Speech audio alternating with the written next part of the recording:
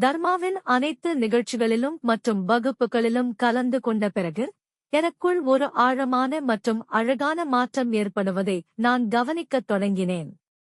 முன்பு நான் நிறைய துன்பங்களுடன் வாழ்ந்தேன்.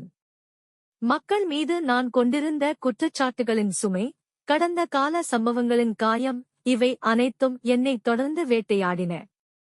ஆனால் இப்போது துன்பம் முற்றிலும் கரைந்துவிட்டதைக் காண்கிறேன்.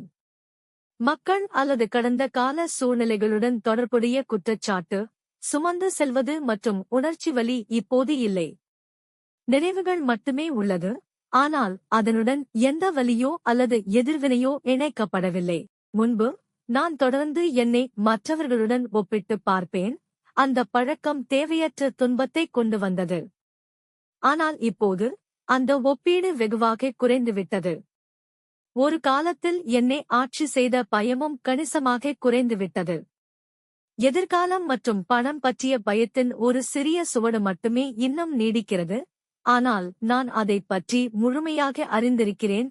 அது என்னை கட்டுப்படுத்த விடவில்லை.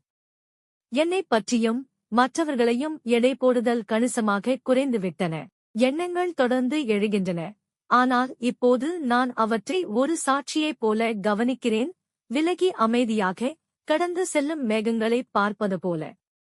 அவை இப்போது என்னை தொந்தரவு செய்வதில்லை அல்லது பாதிப்பதில்லை. நான் பிரார்த்தனையில் அமர்ந்திருக்கும்போது ஒரு ஆழமான மௌனமும் மகிழ்ச்சியும் எனக்குள் நிரம்புகின்றன. ஸ்ரீ பரம்ஜோதி அம்மா பகவானின் சக்தி வாய்ந்த இருப்பை எனக்குள் உணர முடிகிறது.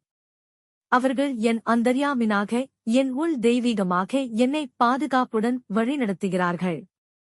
மற்றவர்கள் மீதான இரக்கமும் ஆழமடைந்துள்ளது. இப்போது ஒருவரின் வலி அல்லது துன்பத்தைப் பற்றி நான் கேட்கும்போது நான் இயல்பாகவே அதனுடன் இணைந்திருக்கிறேன், அவர்களுக்காக உண்மையான அன்புடன் பிரார்த்திக்கிறேன்.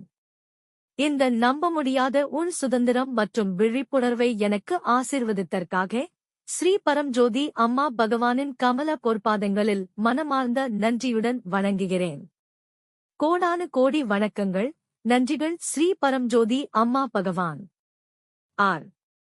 சுமா பாபுஜி, பெங்களூரு, கர்நாடகா.